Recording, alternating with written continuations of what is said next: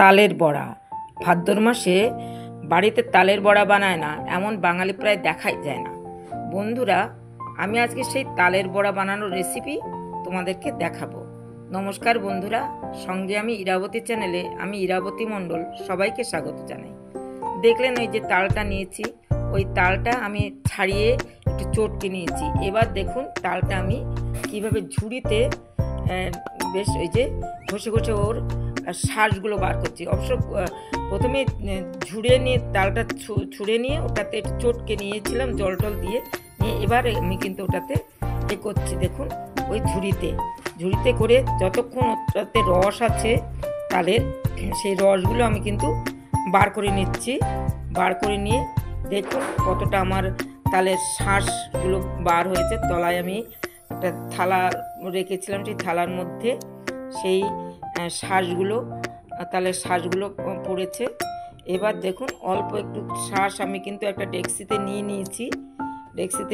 কীভাবে সেটা বানাবো এবার দেখুন। এবার ওতে পরিমাণ মতন আমি ময়দা দিলাম, যে ময়দা দিচ্ছি। দেখুন ময়দা লাগবে পরিমাণ মতো, বা আপনারা আটাও দিতে পারেন, ময়দার বদলে আটাও দেওয়া যেতে পারে। আমি ময়দায় দিয়েছি।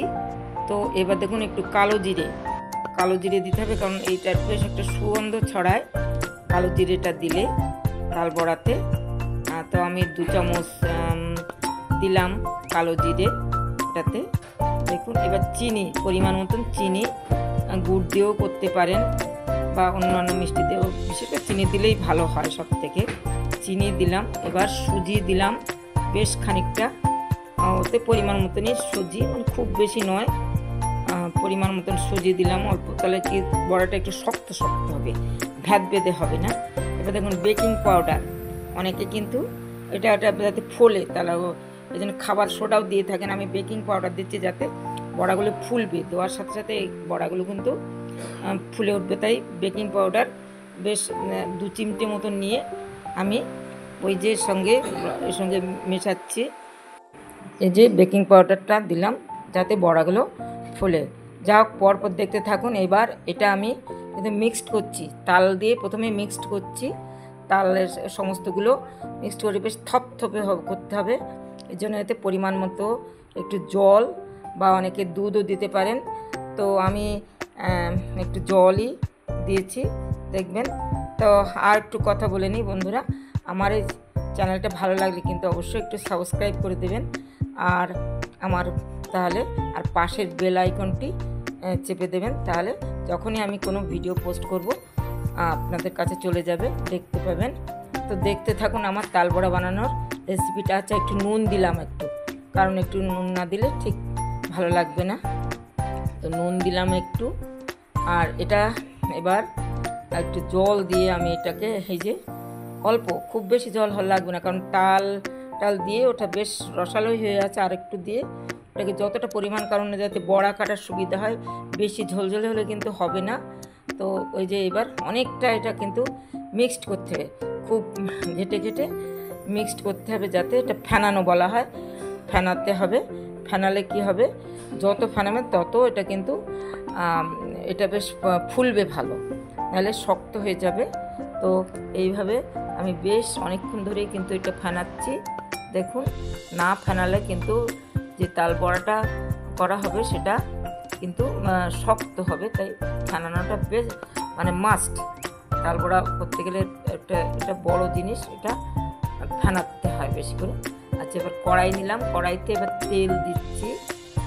দেখুন তেল দিতে হবে বেশ খানিকটা, যাতে বড়া কেটে বড়াগুলো কিন্তু ডুবে থাকে।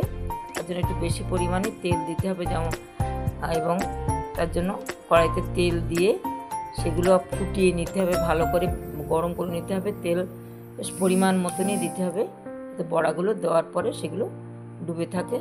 তো তেল দিয়েছি। এবার দেখুন পরপর তেল দেওয়ার পর এটাতেই আমাকে যে বড়াগুলোকে আমাকে বড়ি কেটে আমাকে কিন্তু দিতে হবে। তেলটা ভালো করে ফোটাতে হবে আগে, নাহলে কিন্তু ওর উপরেই কাঁচা তেলে যদি বড়া কেটে দেওয়া হয় তাহলে সেটা কিন্তু আটকে যাবে। তো ওই তেলটা গরম ফুটে উঠেছে ভালো। এবার দেখুন আমি বড়ি কেটে দিচ্ছি। এই যে বড়ি কাটা, এটা যদি ঝোল ঝোল হতো তাহলে কিন্তু হাত দিয়ে বেরিয়ে যেত, ভালো হতো না। তার জন্য বেশি ওই যে ওটা ঝোল ঝোল বেশি করলে হবে না। তো আমি এইভাবে বড়ি কেটে কেটে দিচ্ছি এবং তেলের যত জায়গায় দেওয়া যায়, তেল যতটা এরিয়া জুড়ে আছে ততটা পরিমাণে আমি সর্বত্রই আমি কিন্তু এই বড়ি কেটে কেটে দিচ্ছি।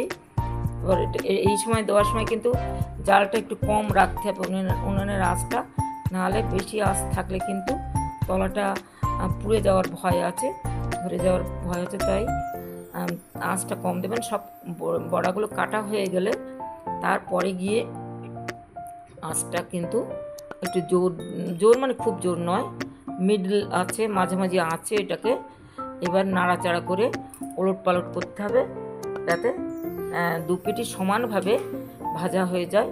তো দেখুন কিভাবে কি করছি। বেশ আমার এই যে কাটা হয়ে গোলগুলো এবার আমি কিন্তু করে দিচ্ছি, ওলট পালট করে দিচ্ছি যাতে দুই পিঠই সমানভাবে। দেখুন তলার পিঠটা বেশ ভালোই ভাজা হয়েছে। এবার ওগুলো উল্টে পাল্টে দেওয়া হচ্ছে, উল্টে পাল্টে দিচ্ছি। কারণ উল্টে পাল্টে না দিলে উপরের পিঠটা যেটা সাদা হয়ে আছে সেটা কিন্তু ভালো করে ভাজবে না, মানে ভাজা ভাজা হবে না, খেতে টেস্ট আসবে না, কাঁচা কাঁচা থাকবে। তার জন্য ভালো করে তলার পিঠটা উপরের পিঠটা তলায় দিতে হবে এবং তলার পিঠটা উপরে নিয়ে আসতে হবে। ভাজা হচ্ছে এবং সেইভাবে অল্প আঁচেই করতে হবে, বেশি আঁচ জোর দিলে এটা পুড়ে উঠবে। তাই যতক্ষণ না ভাজা ভাজা হবে ততক্ষণ এইভাবে আস্তে আস্তে নাড়াচাড়া করতে হবে।